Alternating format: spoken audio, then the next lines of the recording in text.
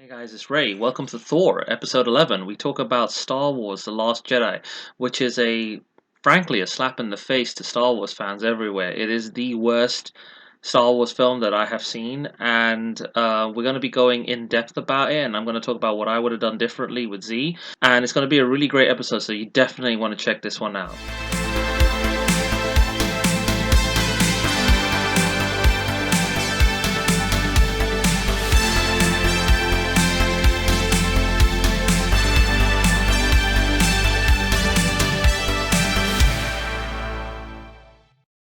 Okay, so this is episode 11. We're talking about The Last Jedi. I'm joined by Z. He's my guest today, and we're going to be talking about this Star Wars film, which really, on paper, should have been one of the best Star Wars films to come out of the sequel trilogy. But, to be honest, it's a absolute mess of a train wreck. So let's just dive into it. Z, welcome. Give me your thoughts on this movie. Yeah, hello everyone. Welcome to the House of R.E.P, and we're talking about episode 8, The Last Jedi. It's the follow-up from episode 7, The Force Awakens, which was directed by JJ. And this is a film directed by Rian Johnson. Mm-hmm. And it's been a very polarizing film, to say the least, to be honest. Mm-hmm. We have seen a kind of shift in the so-called balance of filmmaking and kind of storytelling with this film, and to be honest, I really kind of hate this film because of its resolution, like we talked about in the Force Awakens podcast. So if you guys haven't heard that one, you should definitely check out that Force Awakens podcast of ours. But to be honest, I really don't like this film. I remember telling you in the cinema when we went to see Force Awakens that if they killed any more characters in these following films, that I would just freaking hate Star Wars forever. And lo and behold, some of that stuff did end up happening. Do you want to elaborate, bro? Yeah, absolutely. So, spoiler alert, if anyone hasn't seen it yet, Luke Skywalker dies in this. So, what he does is he projects his Force ghost across the galaxy to face down Kylo Ren and give the Resistance a chance to escape, which sounds noble on paper, but it's terribly executed. We've been waiting years to get Mark Hamill back with a lightsaber, back into the field, back in the shoes of Luke Skywalker, a character that has meant so much to him. He's grown up with this character. He only had a little bit of screen time with Carrie. He had virtually no screen time with Harrison Ford because they had already killed his character. So there was no communion between Luke and Han, which I thought was terrible because Luke should have been so powerful that he should have been able to summon Han somehow, and talk to him. No, we don't see how, when Jedi feel pain when somebody dies. Yeah, we didn't. Luke should have already known that Han died. But then what they're trying to imply, what they're saying is that he's completely cut himself off from the Force, so he's felt nothing. So that's why no one could find him. So that was one of the key story points as to why the map was needed. So let's just go to the start scene. Okay, so we've got this really stupid back and forth between Hux and Poe Dameron, which has this this mocking of his mother. It's too current. It's too PC. It's trying to be what do they do? Meta. It's trying to be like like what Josh Whedon does sometimes, and he stumbles a bit on this. He puts a lot of pop culture references in his films about like obscure things. This thing about his mother and stuff doesn't seem like it kind of exists in the kind of vernacular and kind of language and society and culture of the Star Wars humans. So it seems like kind of like a colloquial slang that's here, like that's based on this kind of Western society. It wouldn't be the same for the human tribes that exist in the Star Wars galaxy, from what I think. So there's a lot of infantile directing. There's a lot of infantile decisions made in the production and the writing. It's a very it feels very rushed. The film. It feels like they're like, okay, this is gonna be our empire, so let's make everybody lose and make it dark. So that's what they were trying to do. So number one, they've got these really crap bombers, and I'm like, Leia would not buy these. Do you get what I mean? Let's just get straight to this. That sequence. Like, why would she buy these slow ass moving bombers that drop real physical mine like bombs, and then the laws of physics, they don't really kind of exist in Star Wars anyway, because you've got lightsabers, the Force, X-wings and spaceships and stuff. But why do these gravitational bombs that drop like real bombs have to be used when you've got Y-wings, which are like some of the most devastating starship, bombers that are around? Do you get what I'm trying to say? So shows Leia as a stupid commander. I don't understand it, because what they're trying to say is that she's been funding the resistance herself as an active resistance because the New Republic doesn't want to care about the New Order's rise. They think that they're a very small fry entity until they get completely wiped out. So there's like so much bureaucracy and a lack of conflict that the New Republic wanted to have. This is like set up in the books. Like Chuck Wending did a novel called Aftermath, which deals with the destruction of the Death Star, the unifying of the New Republic, and all these kind of things, and why Leia has a dispute with them. Why she makes the resistance in the first place. It's like there's things that are planned out. You've got all these kind of cheese pieces, like leading to a trail, but then the meal at the end of the thing just is a trap. Do you get what I mean? You feel like a mouse, like you feel like you're being fed these, little morsels of information, and then there's no payoff. So the problem with the film is that you got this cinematography, you got this really, I have to say, this well shot scene where this Asian lady is like a bomber, and she's like the sister of Rose. I've forgotten her name, but she ends up dying and sacrificing herself so that the bombs can drop on her starship, crippling the massive star destroyer, the dreadnought. Sorry. Yeah, I mean the CGI is good for that sequence. The X-wing is good. That super star thingy-majiggy destroyer, whatever it's called, with its like ion cannons or some shit. That looks quite nice, the CGI wise. I still don't understand how they can make such humongous weapons like the Star Killer, whatever it was called. Yeah. And this super star destroyer. Yeah, it's like a dreadnought class cruiser. So it's like Kuwait Systems, the company Kuwait Systems, they still make stuff. And nobody really realizes what happens. It would have been better if the dreadnought wasn't finished, and that was like the last act of if you flip the film around. See, that would have been nice. Yeah, that would have been nice. It would have been that the dreadnought's being constructed as a sort of like a portable fleet killer, and Poe, Finn, and Rey go on this mission to cripple this dreadnought because it's gonna basically start taking out systems. And then they probably work with like some pirate group and that's where you could have reintroduced Lando. He's like the head of this pirate guild, or this guild of like maybe he's taken over the Black Sun. You know what I mean? That girlfriend character of his, she could have actually had a face and be introduced at that point in time in the last film. Exactly. So the whole thing about Poe running spice, we'll come into that on Rise of Skywalker, but that's a really terrible way of trying to retcon his character to turn him into a Han Solo, and he wasn't that before. Like, he was just like this wicked Wedge Antilles kind of Luke Skywalker character. I kept seeing him just as like a Wedge, but a better Wedge who's been getting more spotlight. Yeah, exactly. This is the way I wanted to look at it. It's like he is sort of like a amalgamation of Wedge and Luke, and it would have been nice if eventually over time it would have revealed that Poe is Jedi sensitive and had training with Leia. Finn gets training with Rey, and then they make a whole bunch of new Jedi. So they're a new generation of Jedi. And it would have been wicked if Poe had his own squadron of Force-sensitive people that he recruits. There's a lot of wasted potential and wasted ideas, and this film hurts, to watch. Because the first few times I watched it, I thought visually this looks good. They've shot it nicely. Production design's amazing. Costume design is incredible. The planets, the alien races are all good. I don't like those little chicken thingies. I think that's very childish and toyetic. I think they just want. things are clearly a toy tie-in that is Yeah. awful and So they unnecessary. would focus on that a lot in the trailers and like Chewie eating them and stuff, and he has one in the chair of the Falcon.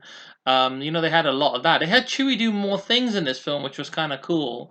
He had some fun moments. Yeah. And you know, like Luke's kind of interaction with him was kind of cool. But moving to the kind of the terrible subplot with Poe and that lady from Jurassic Park 3, that Also, I actress. don't like how General Hux becomes his character totally changes in this film Yeah. and becomes like a kind of like a comical slapstick general. You see, I don't like that either because you've got this guy who's supposed to be this very competent and imposing commander, and he's supposed to not kind of be afraid of Ren. You know, the way he was looking at Ren in the first film was almost as Yeah. though as he doesn't respect him and knows the secret, the whole secret behind why, you know, he's just a kid, like an angry kid, and he's like undisciplined. He's an undisciplined kind of Jedi, you know, who's trying to play Sith. You know, he's trying to play Vader. So from Hux's point of view, he's just trying to play. So what I would have loved is that Hux is building this ship, you know, and this is supposed to kind of be for his master, you know, Snoke, Yeah. but he takes it over or something. And then I would have liked it that he died on the ship fighting them, you know, like he had something, like he had some armor, he had like a force glaive or something, you know, like some kind of spear, and he was the one controlling the Red Guards. You know, you get what I Yeah. mean? And Oh, yeah. he's so distraught when Snoke gets killed that he's the one leading the charge against Kylo and thingy Rey. So you know, like, so I hate Hodo or whatever her name is. I forgot her name. So that Chantillian, I think she's a Chantillian senator, who's a friend of Leia. So like when Leia goes into a coma, oh, Holdo is her name. yeah. So let me just get one thing straight. I will never forgive Rian Johnson and the team for killing Admiral Akbar. I need to just get that right out there. Admiral Akbar was a freaking G. That was sacrilegious, like so like rude because that guy was a top G. He survived Return of the Jedi. He was like a boss. So technically he's not dead. To me he's not dead. I'll bring him back. You know, if I ever get a Star Wars film, Admiral Akbar survived. He didn't die. So that English lady was wrong. He went into hiding or something, you know, and he you know, we do some wicked backstory where he comes back or something. So there's let's talk about like going to the island and all that crap.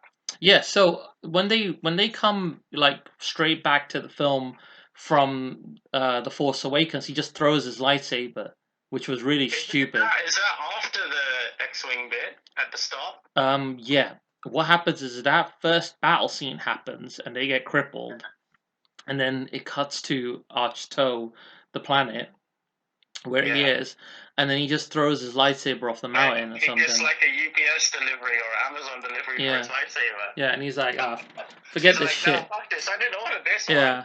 No, I mean he's like in the mood, and then he just completely changes his costume. So he's wearing his Jedi outfit, and then he puts it away. And I was like, oh, okay, all right. So he just wears two pieces of clothing. You know, like I don't really get that. And he's like living again like a hermit, which he prefers, just living like a bum. And you know the bit where he's like milking the boobie of the alien. I can't believe that bit, man. That bit was so freaking cringy. Yeah, he's like drinking. It was like a homage to the blue milk about where it came from, but it was really, really, really childish.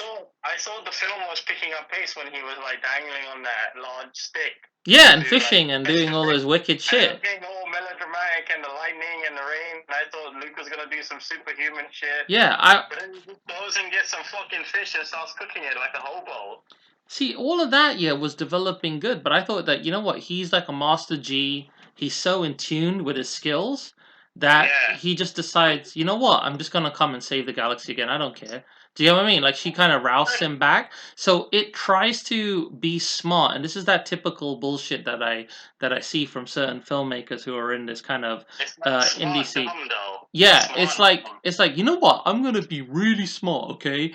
I am going to flip the script, if you get what I mean. So what I'm gonna do is I'm gonna take this film and everybody's expectations, I'm gonna completely do it the other way. And then if they don't take it that way, it was like taking a risk. So, you know, either way it will make money because it is Star Wars, so it's like almost bulletproof. No, it isn't.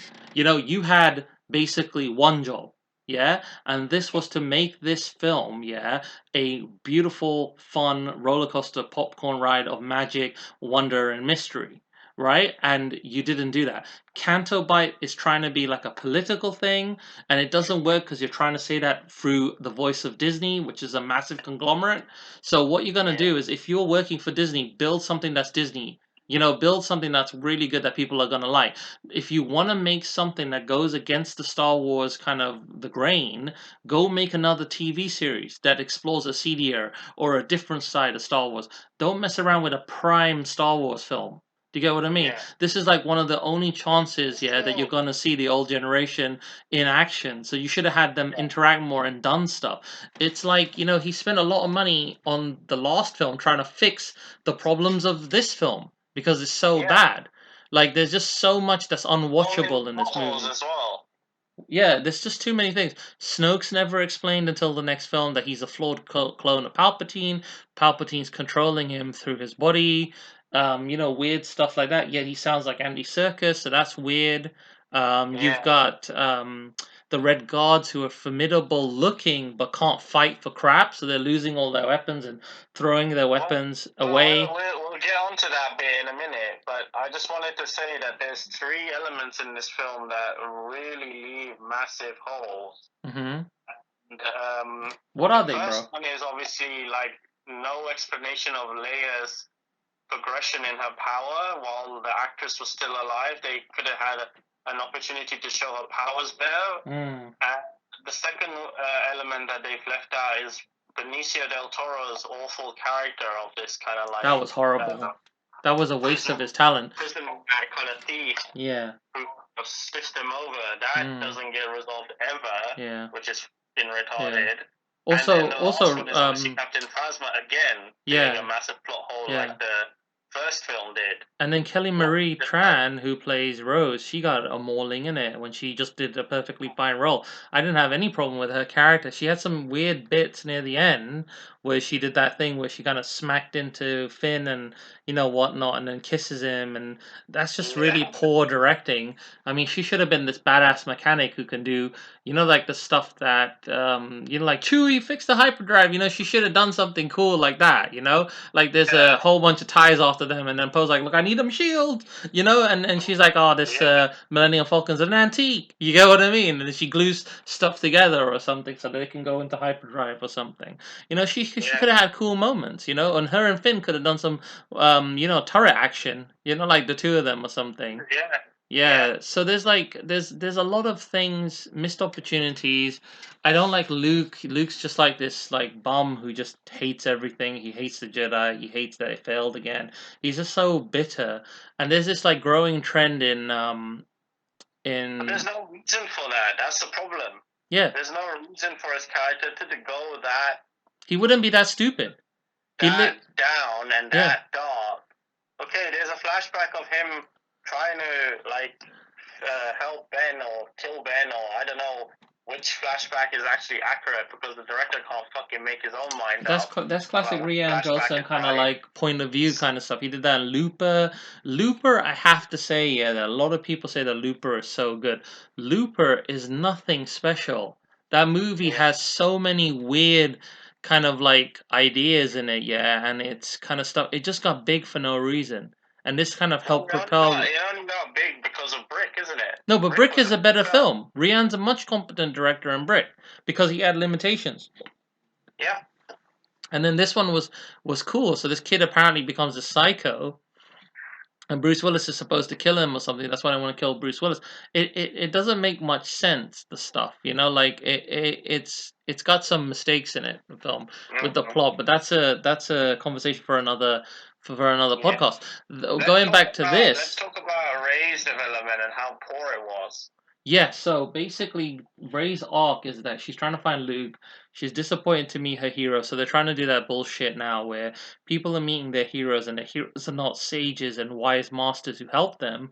They're dickheads who basically ostracize and tell them to just bugger off. And I don't like that. I don't like that at all. There's a growing trend now of films that try to say that, you're nothing, you're nobody, you come from nothing. So basically, he was saying that, her parents were just a bunch of like drunk drunkards who sold them for some, like sold it to slavery for some drinking money or something stupid. Yeah, So doctors or something. yeah, and then they have that stupid kind of stuff where they have that force connection, and he's like shirtless, and she's like, "Ooh, put something on" and stuff. And I was like, he doesn't even look that ripped.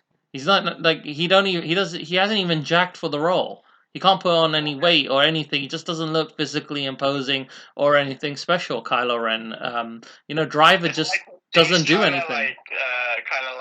psychically flirt with her when it's like totally unnecessary. It's just so stupid. There's so many stupid things in that film, man, that make me cringe. Like It there's, is cringy. it's just so crap. And also, you've got like this fight that they have in the throne room, yeah. That like just from an architectural production point of view, cinematography and scene beat, it looked wicked. I was waiting for something like this. I was like, oh, I want those guards to fight because everyone always wanted the red guards to fight a Jedi. You get what I mean? But it took this film to see that. Also, Yeah. you know the bit where Kylo uses his fighter kind of like Anakin? That was kind of like a throwback to the prowess of Skywalkers when they're behind the ship. But the way in which he Yeah, just comes in and kills everybody and sucks Leia out into space was so stupid.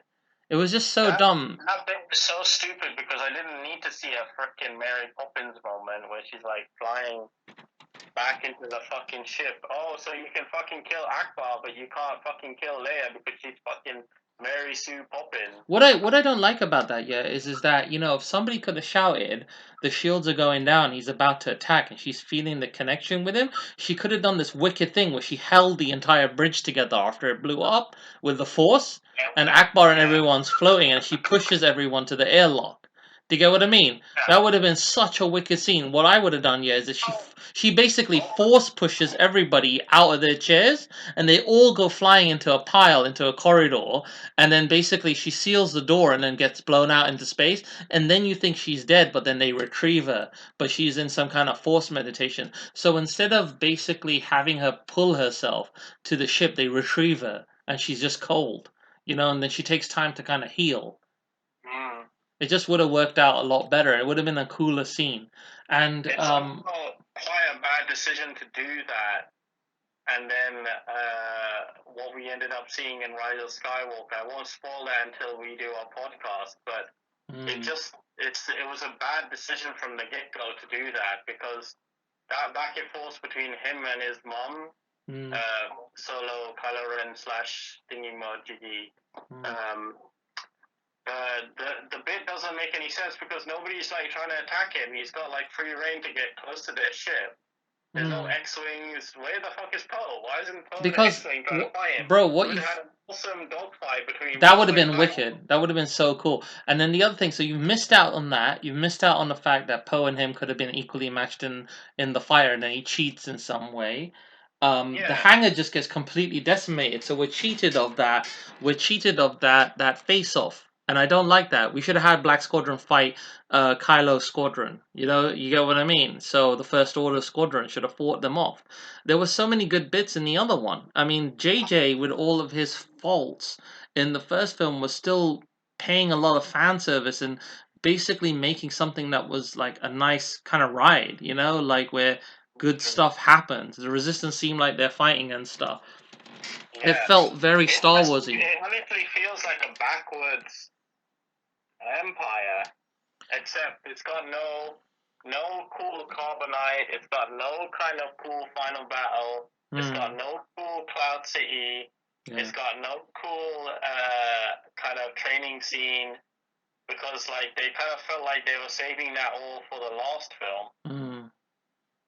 So I just feel really disappointed with her interactions with Luke, and then she has this little stick fight with him where he corrects himself with the Force and just gets an aerial or something to fight her, and she's got a lightsaber. I mean, he should have just whooped her with that stick. It would have been so cool.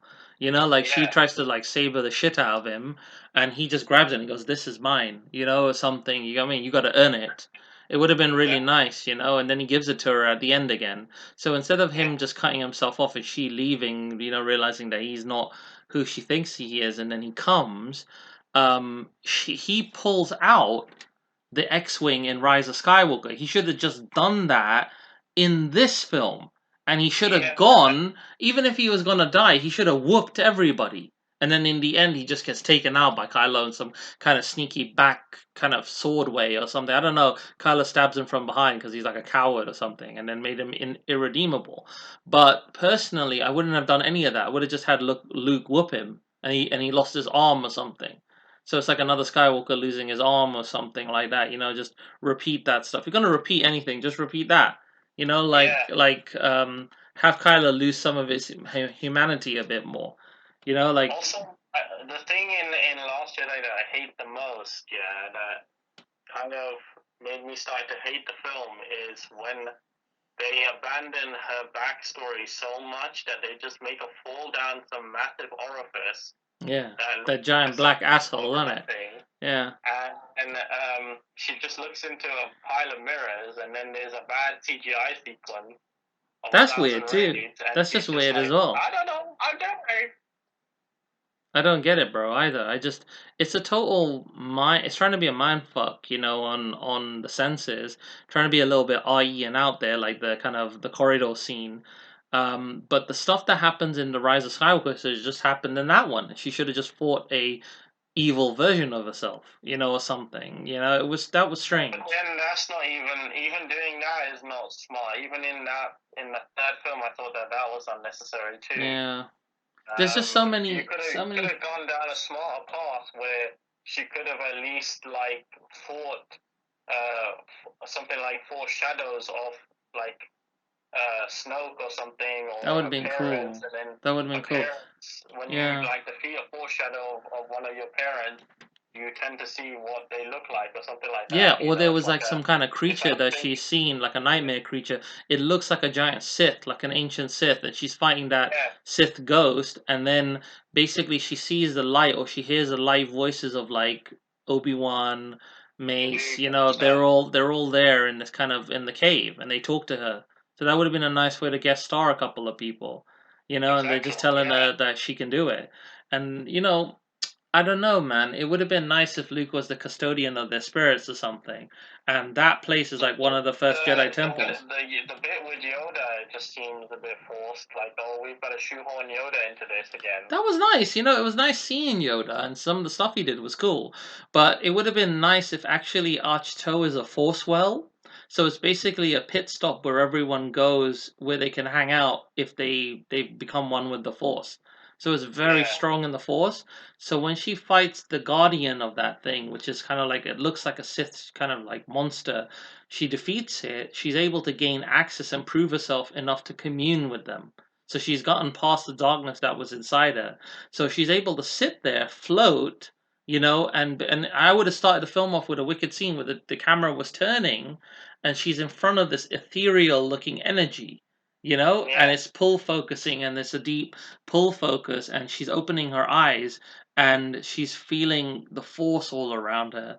Everything's moving. All the stuff that basically she was doing in the film with the stones and things, but she's talking to Anakin, she's talking to Mace, and they all kind of come. They come as these ethereal ghosts, and they're still kind of look like the council. They're still doing stuff, and they've been talking to Luke all this time. You get what I mean, and giving him guidance and stuff. So I would have loved to have seen a scene where Mark's talking to Anakin, played by Hayden, but he's he's older, but his dad looks the same. You get what I'm trying to say? So that would have been nice. It would have been nice to have a perfect opportunity to have potential other Jedis on this island. He didn't need to live alone. Yeah. He could have other masters with him who just meditate all the freaking time and just practice. Yeah, and the Jedi probably just retreated. She has the 3 stages of hell or something on that island. Yeah. And then she goes in a classic video game style. She goes to those 3 stages in the film, so we can go back and forth between the escape part with Leia and Poe and all the other people escaping the Death Star thingamajiggy. Yeah. You could have had a nice contrast with them escaping and Rey learning. So they're escaping the evil and Rey's learning. I've got a big problem with a lot of the beats. Splitting them up was wrong. You know, like, so everyone should have been together, and they should have been fighting together and stuff. And Rey should have had a starship scene with Poe teaching her, Finn there too, the three of them battling at the start of the film. You know, things So like that that. bit is a bit weird when they first get introduced to one another, Rose and Finn, and she doesn't like believe it when she knocks him out with that taser gun. Or And that's a bit weird as well. That's not a very good. That's not a very good introduction to the character. A lot of other things feel are that bad too. Finn Like, is becoming very weaselly in this film. It's like he doesn't have he doesn't have a backbone in that a movie. very good character progression. Yeah, I mean, he wakes up in that stupid wetsuit, you know, and it's all Yeah, leaking. like a Michelin Man. Yeah, and then that's a stupid scene. Like, he should have had a forced nightmare or something, and that brings him out of his coma, and now he's got this kind of like deep desire to hurt Kylo Ren. He's got this massive scar on his back, and he almost Yeah. killed Rey. So he just remembers, like, for him, he remembers Rey hitting the tree, and then he realizes that he really cares about her. Much better if he grew his hair out and he was like dog. Yeah, and he had a beard in it or something, and he started looking more like. It would have been nice if he found out that he was Mace's son, or he's like a distant relative of Mace or something. That would be funny. Yeah, I mean, it would be cool. It would have been cool if, like, basically Mace's family, when Mace got killed, Palpatine knew that his family lineage or the planet that he comes from, there are four strong individuals. So he's like a descendant, like Kung Lao, of Mace, or he's like Mace reincarnated or something. Yeah.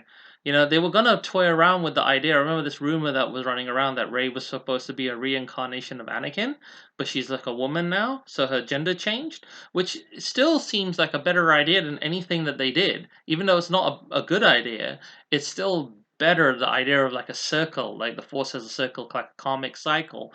But yeah, just to kind of like, we could go forever about this film and all of its mistakes, like those funny hyena-looking fox things, and that Canterbite scene is so terribly thought out. If they're gonna park, why didn't they just park their ship? Why did they just leave it on the beach? You know, and if that ship can go into that whole Canterbury scene is awful. I just hate all of it. Yeah. I don't like any of it. That whole bit is boring. Yeah. It's OTT, it's just a waste of money. Showing the classes. Yeah. I didn't think that there were much classes in Star Wars, but they like to. No, we've seen that before, like with slavery and rich people and senators and all that being kind of like rich and Republic credits and whatnot, yeah, and the Hutts doing what they're doing, but like the problem that I've got with Canterbite and the whole scene is again, it's trying to talk about a kind of wealth, you know, like excess and stuff that's going on in the world now. So it's trying to be current, you know, and Star Wars doesn't need to be politically aligned with any kind of, you know, like philosophy. It's a Star Wars film, it's a space opera in space. We don't need that. You know, I know the original one was trying to be like, okay, these are the Nazis, these are the kind of like the United Earth fighters, you know, the United Nation and kind of the superpowers kind of thing, you know, like rebel fighters and stuff. But there's just so much that we just don't need. We want Jedi. We want starship battles. We want the Empire to bad guys to lose, you know? And they did a lot of that in the next film. I don't understand why they like to downgrade Jedi fights in favor of showing wealth and disparity and class divide. Like, we didn't need that. I didn't need to see more slavery with those little stupid kids and the stupid half-looking dog-like horses. Yeah. I didn't need to see that crap because that was unnecessary. It would be better if there was a gladiatorial fight, like or Ragnarok or something like that. Yeah, that would have been cool, like a Rancor fight or something. Of Jedi's or something like that. Or but they had that in number 2, innit? That were forced to fight. See, that would have been cool. Like, so she liberates a whole bunch of Force-sensitive kids, and they all battle against a giant Rancor. They take it out, or little Rancors or something. You know, like they're scared of some guy, like a kind of like a herder or something of these things. Yeah, because Poe lets them go, and then who's left to like clean up the shit with Holdo. So when he sends those two off to Canterbite, it leaves a massive hole in the story where Poe has to run around like a stupid guy, having to mansplain everything to these silly. I hate that bit. Woman who's taken over for no fucking reason. I hate all that because it makes Poe look like this like misogynistic dickhead who's like, you know, you're a woman, you can't lead the team, you know, you better tell me what's going on, and you're stupid or something. So it made him look like an idiot, it makes her look like an idiot for hiding it because she was gonna like make the fleet escape anyway and use the ship as a thing. She was refilling it. Why didn't she just tell anyone? Then on top of that, you've got the fact that some of these snub fighters can go into hyperspace. If a reserve ship can go into hyperspace, why don't you secretly ferry people back and forth? You know? And what I find really stupid is that they say, "Oh, we're running out of fuel," blah blah blah blah blah. No one in their right mind would be traveling so fucking far and not be carrying a freaking fuel tanker with them. Yeah, and then also, if those guys are going to sacrifice themselves, yeah, if they're running out of fuel, why don't they just ram into the dreadnought? Do you get what I mean? And damage it. Why don't they do what Hodor did? Why don't they just kamikaze one of their big cruisers into that ship, and then that would cripple its main battery, its main kind of drive system. You know, just go straight into the command module at the top of the ship. That's what I would have done. I mean, if you're gonna do a war of attrition and you're desperate, right? And you've got people who are willing to sacrifice themselves for the cause, why not just do that? Why don't just send a snub fighter in there? Just let her ram the command deck, like that guy accidentally does in Return of the Jedi. He goes flying right into the into the command deck and destroys it. Yeah. Yeah, I mean, the only bit I did like was that bit where she kind of hyperspace her ass through the fucking fleet of destroyers. But to be honest, it would have been better if Admiral Akbar's head was on that lady's body. You wanted Admiral Akbar to do the sacrifice. Okay, wait. First of all, she, yeah. Like, pretended to be Admiral Akbar on the holoscreen when she's talking to the Empire. That would have been funny. He's like, it's me now. I'm gonna go through all of you. I didn't die. I didn't die. He shuts down and then does that hollow. Yeah. What the fuck was it called? Like a time. No, what was it called? What was the technique called? I don't know what it was. She did a hyperspace jump into nothing, but the thing about that, right, is that just basically destroys the whole theory of hyperspace. You can't go through things when you go into hyperspace because you punch a hole through space. That's how you escape, so you're intangible. So, you know, like when you're about to die, you initiate the hyperspace when you're about to hit something, so you pass through space. You know, yeah. So he flopped the hell out of that, and I don't know why anyone didn't come and say, "Hey, excuse me, yeah, this is Chris, right? I worked on all the films. Yeah, like I've been working at Pinewood for like years. So, Mr. Johnson, just want to tell you, yeah, the hyperspace don't work like that. I talked to George Lucas about it, and basically he said that you're stupid." You know, that's basically what should have happened. Like somebody should have basically, even Kathleen should have said to him, "Look, Rian, I'm gonna slap you upside the head, okay? I know. Yeah, like I've been working on Star Wars for so many years, Indiana Jones, okay? You know, get your shit together, okay? Like make me a Star Wars film that gets kids in seats, gets families in seats. They buy popcorn, they buy the t-shirts, they buy the shit, and they have a fun ride, and it's a good film that I can at least say that, you know, in about 10, 20, 15 years, I made a sick Star Wars film. You know, like, I want you to be Irvin Kershner, okay? Yeah. You just channel Irvin, okay? Just go and meditate and talk to him. I don't understand what also, like, going on to the kind of last half of the film, I don't understand the strange fetish to have, like, crystallized fucking ferrets that... Those fox things. Like, why the fuck do we need to see that shit? So those crystal foxes that give them the way out. In Star Wars, but don't fucking crystallize your fucking creatures and have them running around like sparkly pieces of shit all over the screen. Crystal CGI looks always weird because even in Guardians, when you know, like Michael Rosenbaum has that little bit part, you know, as that crystal dude who hangs out with Stallone's character, so he has like virtually no dialogue in that film. It's kind of like a little let me just put my mate in this. So James just puts him in there. It was great to see him, but he was basically like a completely CGI character. So he just looks like crystal. So the crystal looks kind of uncanny a bit, you know, like the crystal effect. So sometimes those kind of like I would try to avoid creating any kind of crystal looking kind of creatures because of the multiple type of luminescence that's needed, you know, the fractionization of the crystal itself, you know, you have to think about all that. So that's a lot of software you got to write and a lot of time wasted to try and accomplish it. So there's a lot of great prop design.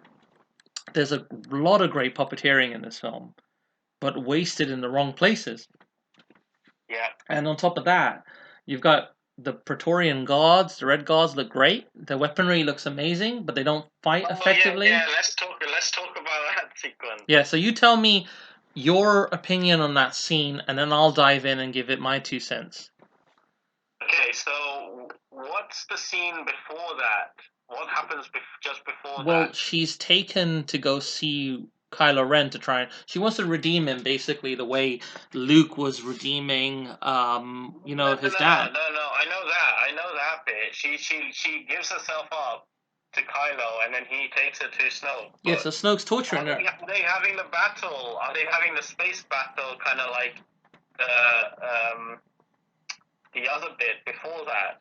Well, Luke's talking to Yoda, I believe, at that time, trying to basically buck himself back up to get back in the field.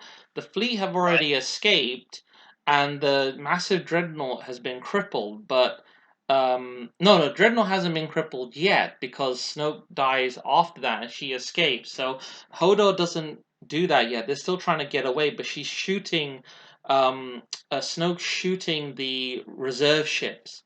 The planetary ship. Yeah, so the Resistance are trying to basically land on the planet and escape, but you've got they're heading to Crate, right? Yeah, Crate or whatever that planet's called. But they haven't gone there yet. Yeah, they're trying to basically sneak there, but he's like, I already knew that they were there. Ha ha ha ha. It's just like, oh, I'm afraid the deflector shields will be quite operational when your friends arrive. Like that. It's exactly like that, a classic moment in Return. I mean, Ian McDiarmid cannot be replaced. I know Andy, and don't get me wrong, Andy Serkis is an amazing actor. I love this guy. He was like great as Gollum, great as all these other characters he played, like that dude in Ulysses Claw. Yeah, Ulysses Claw. He played Ulysses Claw Wicked. He also played Snoke really well, but I would have preferred if Snoke was just a badass. You get what I mean? He was just like this guy who was like Sith sensitive, and he was like, seen him do some Count Dooku shit with a lightsaber. Yeah, I mean, I wanted him to basically be a rival of Palpatine who had to go into hiding, and all those scars are on his face are from a fight with Palpatine. So both of them were disciples of Pelagius.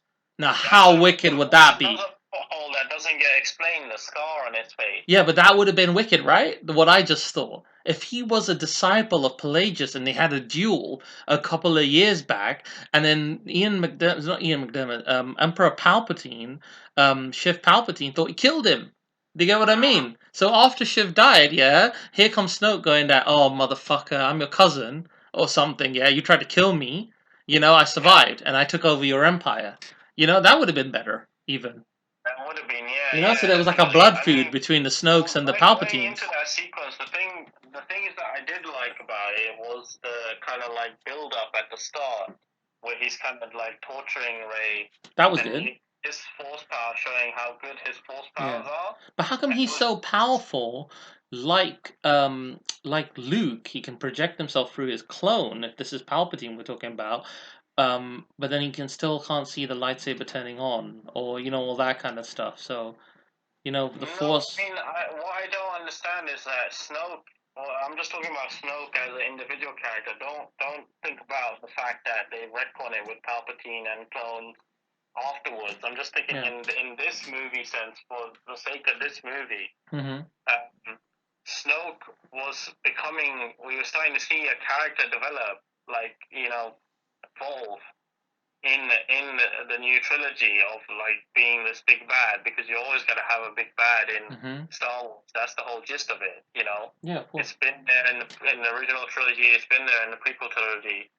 But the way the director kind of flops it and flips it by having it's going up really well, where he's using his force powers and he's torturing Rey, and then it tanks completely as soon as Kylo like kind of takes him out and makes him kind of do a diarrhea shit in front of the camera.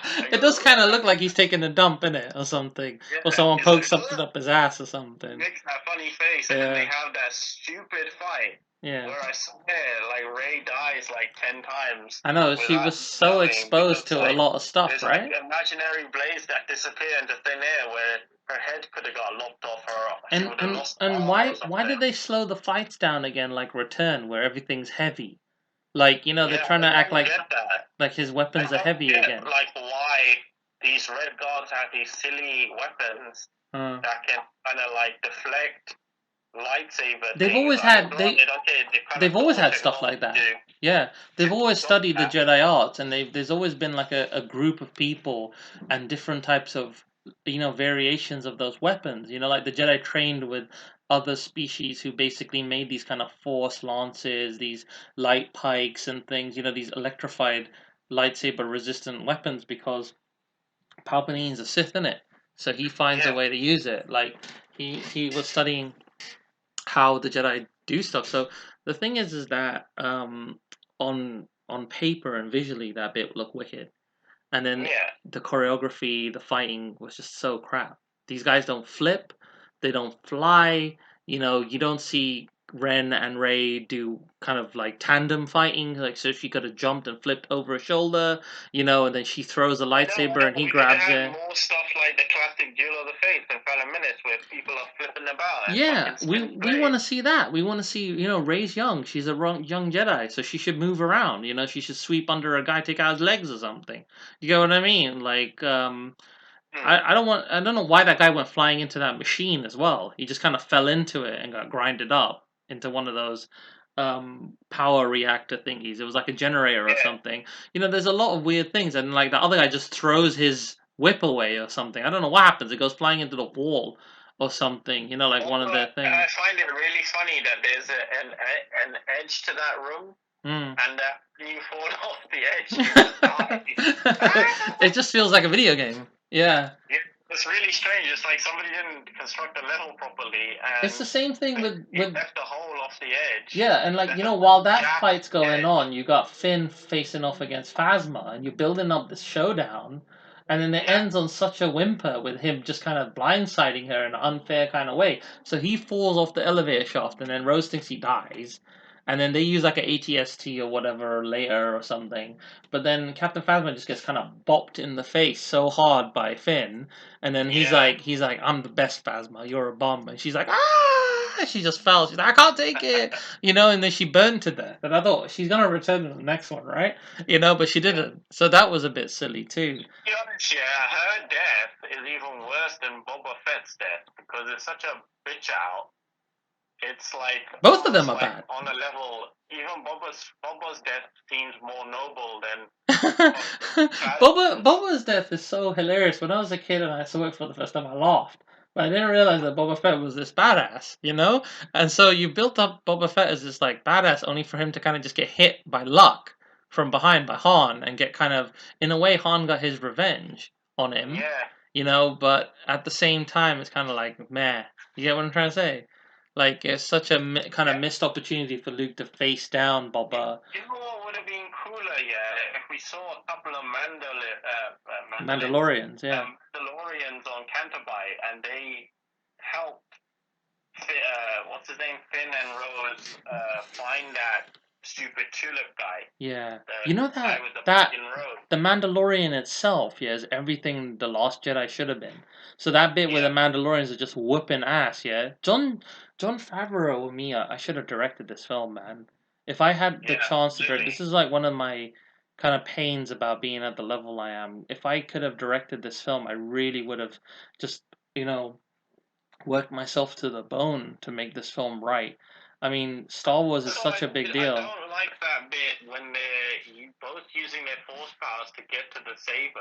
And then they break it. That's so weird as well. That's very anime-like. That feels like some Dragon Ball Z shit. You get what I mean? Like he's trying to channel something like that. Like two powers, collide. Yeah. And the Kyber crystals separated. Now they have one piece each. Who will reignite the saber? So do you get what I mean? Like Rise of the Saber, the new game or something. It's like a spin-off. It's just you turn it into a mobile game. Collect the Kyber crystal, rebuild the saber. Do you get what I mean? Like, yeah. But anyway, so these are my major problems with the film. It's a little depressing, like to see that it exists. Because you've got all these posters, you've got all this money behind it, you've got this massive stuff. Then you look at these fan films that some of these guys made, and they're incredible filmmakers. Like that Maul one we saw where he whooped those Jedi, he killed that Sub-Zero looking guy. Remember I showed you that one? I was like, that guy is like an amazing director, that dude, who made that film. And like, you know, because of the way politics work and the way people maneuver, the where Rian was, you know, in his kind of star level, that other guy, he's like a completely unspoken filmmaker, like a filmmaking voice, but he'll never get a Star Wars film, like a big one. He has to make his own. The main issue with the film is that you're wasting so much storytelling time And talent. spending 2/3 on a fucking island with a hobo. See, now I don't like this because you're essentially grounding yourself, anchoring yourself in such a way, but in the wrong way. You need swashbuckling adventure. You need people to be happy. You need the old cast to be these amazing, like, you know, sages who help. And each person gave Rey something critical she needed to become this fully formed Jedi. That would have been much better. I'm just thinking of this on the spot, yeah. Mm. If it would have been better if Finn and Poe were on a mission, and Finn was getting ready at the start of the film, yeah, and they're heading back to that battle with the Dreadnought, yeah, because they need to get some information that they've obtained about the Dreadnought before they do that bombing run. See, now that would have been cool. To see sequences of Poe doing his escape, flying, and showing who he is flying. You see Finn's scar on his back and how he's healed from that scar, so he's not even knocked out. Yeah, he's woken up already. As he is in this film. Yeah. He's already awake, but and then Poe and him are talking about the nightmares he's having. Yeah. We did that TIE fighter sequence from the seventh film. And they're working together now because they're like, you know, better friends. That would have been wicked. That would have been wicked that they go on sort of espionage runs, like info grabs, and both of them have become a really sick sought after team. So basically Leia just sends them. It would have been like Han and Luke in Hoss, you know, like yeah. This is what I totally agree with, because they should have gone on some adventure before, obtained something. Now you could have spun that off into a game or a little cartoon or a novelization. And then you've got and then you've got the scene with the film, and then you've got basically Rey talking to all the force ghosts and whatnot, you know. So it's cool, man. It would have been wicked. Yeah. And she should have gone. She should have gone back to the temple or something. Which one? Which bit? Oh, you mean the salt planet? Okay, so this this is crap. This is like a lame scene. I kind of was dozing off, and then they brought that Star Destroyer battery. It's like, you know, they reuse the reactor from the Star Destroyer that survived or whatever bullshit. And but I was like, how the fuck did that survive? The whole space station got obliterated. Yeah.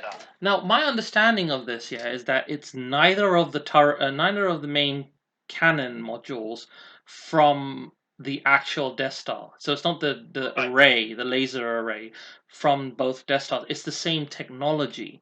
So it's a reserve block that they were gonna install or something. It's like a spare. Most likely Quate Systems, who helped build the Death Star, or Quate Industries, those guys, you know, those big dudes who make the Star Destroyers, they just have these in reserve, you know, like modules to supply the Empire when they need it. So the First Order commandeered it and repurposed it with their engineers into this kind of battering ram kind of laser. It's like a low level one. Those skiffs are so poorly designed with their weird leveling turret that scrapes along the floor, and they don't have anything or any kind of weaponry to kind of take on these massive new ATSTs, whatever they're called, and you know, like keys or something or whatever. I don't know what they are, but they're basically like new ATs, you know, and they look really, really, really hench looking and sick. Their designs were good. I thought this was going to be some epic kind of Battle of Hoth battle. Nothing beats the beats of Empire. Even though a lot of people, dare I say that Empire is very overrated, Irvin Kershner directed just so much well on that film. I mean, he's like to me, he's one of my favorite directors. He did such a great job on that movie. I still love that movie to this day. It's like really good. I also like Return. A lot of people don't like Return of the Jedi, but I saw them backwards. You know, like, so I'm always gonna like return a lot as well because I loved his green lightsaber and him being a full master level kind of Jedi. The fight that they have in the throne room visually looks amazing, but the choreography is a little bit whack. It's a lot better the fighting in Empire, like, so the choreography is a bit more better and it's a bit more of a struggle in Empire for him to defeat, like, fight Vader and stuff. The battle, you know, like the Death Star trench run, the visual effects are so amazing in Return of the Jedi when they go in the hollowed out version of the ship. You know, it's just so much better than the completed trench star run in the first film, even though that's amazing too. That final act, you know, that snub fight a bit with the X-Wings doing the Death Star trench run was amazing in Star Wars. So each film has like a sort of like a setup and it's fully realized. So these practical films, they're so magical. The reason why the original Star Wars films are so magical is that, you know, they're limited by what they can do in the special effects, so they make the story very tight. They're almost like, you know, like theatrical novelizational movies, you know, all tied into one. Now films feel too much like video games. You know, it's trying to compete with everything. They're throwing everything they can at it. It has to be a bit like a video game. It has to be a bit like a novel. It has to be a bit like a theater production. It has to be a bit like a, whatever. You know, like I see too many of these films. They have a bit of action in it, then it descends into a porno kind of weird kind of thing with like all this, you know, amped up nudity, amped up violence and stuff, when sometimes these films and these stories don't even need it. It's like they're trying to compete with so many different kinds of people's attention. You know, they're trying to get so many demographics to kind of talk about this film, you know, try to create some kind of shock tactic. It's kind of like that thing we were talking about with Sonic, where, you know, remember I was suspecting that they might have done this as a kind of publicity stunt, and it almost makes you think that they completely flopped this film on purpose to try and get a conversation going, you know. And a lot of the right wing people and these other kind of people, I don't know, I wouldn't say right wing people, I would just say there's a small group of people who think that this is purposely done because of the poor leadership of certain people, you know. So that's an interesting kind of conversation. That's not something that I'm going to get into with this because I'm just like critiquing the movie. But suffice it to say, if the Rep Knights did this film, it would have turned out wicked. I would have done my damnedest. I would have killed myself trying to make the best Star Wars film, you know, for the fans. There's only one line I like in the last sequence in this when he says that blow that, what he says. Oh yeah, blast that piece of shit out of the piece of junk out of the sky or something. He says. Out of the sky. I was like, that is so that funny. bit was hilarious, but I was like, why does he hate the Falcon so much, man? And he's like, go get them! Ah! He's like such a baby, yeah. Oh my god, that Falcon bit was cool though, where Chewie's just flying the shit out of the Falcon. That was a wicked bit. He also does that weird bit where he throws Hux up and down inside the. He doesn't throw him up and down. He just throws him against the wall and kind of knocks him out, and everyone's like, "Oh, yep, okay, sir, we'll do what you want," you know, like kind of thing. Like it's a show of thing. Now their fight, you know, like when Luke comes back, they build this badass thing up of him returning, and they do the weird stringy Matrix stuff with him spinning and all that kind of bent kind of like thing where he's ducking under the saber. And oh my god, that bit was so cringy. I was like, no, don't do this, please. I was like getting happy. I was like, okay, Luke's come back, yay! And I knew something was off when I looked at his hair. I was like, he looked like that original version of himself. What happened to Luke? He looks weird. He got a haircut and he dyed his hair before he came. He had time. Obi-Wan, like omnipotent fucking Luke. Yeah. Going toe to toe with Kylo, and Kylo's struggling to beat him. Yeah. And then on top of that, yeah, he force projects himself across an entire like galaxy, right? Because Archto's on the other side of space, right? And then that taxes his human body, and then he gives himself up to the Force and dies essentially, and he's at peace. Yeah. So they were trying to say, okay, Luke's at peace now. The new generation going to continue. Absolute piece of shit idea. You know, totally like, you know, went against everything that you should have done. On top of, yeah, go on. You were saying, bro? To be honest, I feel really sorry for Mark Hamill because he was giving a lot of clues about how bad the script was and how bad it was being rewritten. He was saying it's not my Luke Skywalker in it, and I'm just doing what I'm getting paid for and stuff. So he wasn't really feeling the direction of his character. It's really sad to see such a great actor get. It's almost an insult to him because why wouldn't he get input on it? If I was on this film, yeah, I would have had at least minimum 10 meetings with Mark Hamill, like 10 dinners with him, where I would have talked about how he thought Luke was and where Luke was going, like from his mind. And even if I didn't agree with him and I went in a different direction, I would have taken all of what he said on board. It felt like they completely ignored this guy. This guy who's basically lived the character for half of his life. Yeah. I don't know, bro, man. I'm really like this film. Like, it just makes me feel kind of like it's very bittersweet because I was really hoping that the sequel trilogy would be just amazing and fun. Because I love the character of Rey. I love, like, to see new characters in the Star Wars lore. I want new Jedi, and she's cool, but you're messing her character. You're making her wishy-washy. You make her strong, then you make her weak, then you make her unsure of herself, then you make her this and stuff. So, that's horrible to see that happen. And then you mess up Finn. So, the film ends on the weirdest fucking way possible. And they kind of, don't care about that in the latter film. So Luke dies, then she has a Force text, and then there's that weird she got the Jedi texts. So basically, she managed to save the library when he burnt down the tree, and then on top of that, you've got this kid who's basically Force sensitive too. So you're trying to set up that there's other Luke Skywalkers, there's other future heroes. So this kid could grow up to be the next Luke Skywalker. So what he was trying to do, Rian Johnson, he was trying to say that it's not tied to just the Skywalker name in their universe. Anybody could be a hero. It's like a hero with 1,000 faces kind of fable. And that's true with any kind of storytelling. That's fine, but there's no point doing that in a series in the film universe. It's better to do that in something like Clone Wars or a spin-off. Yeah. On its own. That's why Mandalorian works. That's why Clone Wars works. It's got so many great characters in Rebels and Clone Wars. It's because you're doing something fresh within the context of the universe. And that's why I love the Mandalorian so much, because it's different. You're not going to have time to expand on those characters. You're going to just do that stupid idea just because you feel like it. Yeah. And I've got a great idea. But then you're never going to see it to fruition because there's too many bigwigs looking over you like a fucking committee saying, no, there should be 10 cooks in the kitchen and the film should be like this.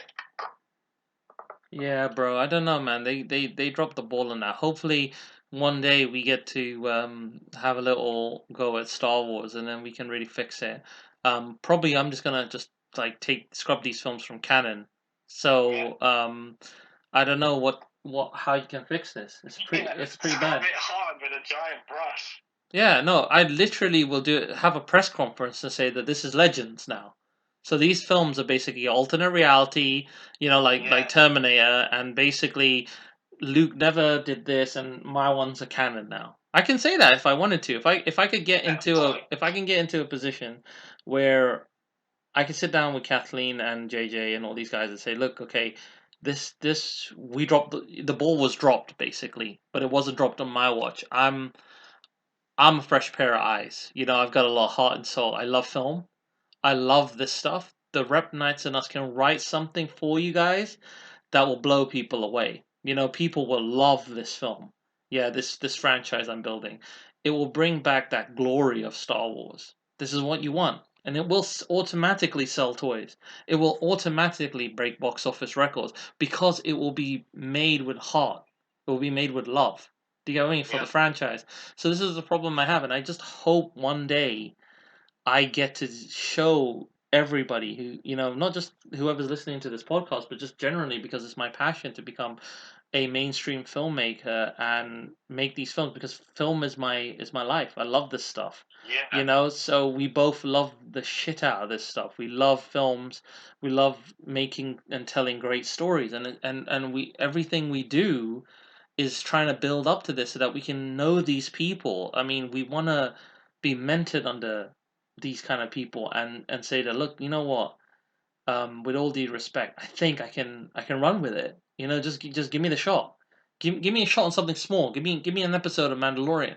I won't let you down. I'll nail it. You get what I mean? So I hope one day we either create something that becomes the next Star Wars, and this kind of just kind of closes, or we get to do it, or somebody else like Jon Favreau or someone gets to do it good.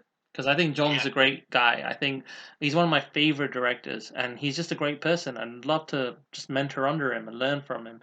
And when it comes to Stargate, Star Wars, Star Trek, I love all this stuff. I'm a big sci-fi guy. I love sci-fi. So Star Wars has always been good conceptually with lightsabers and all this kind of stuff.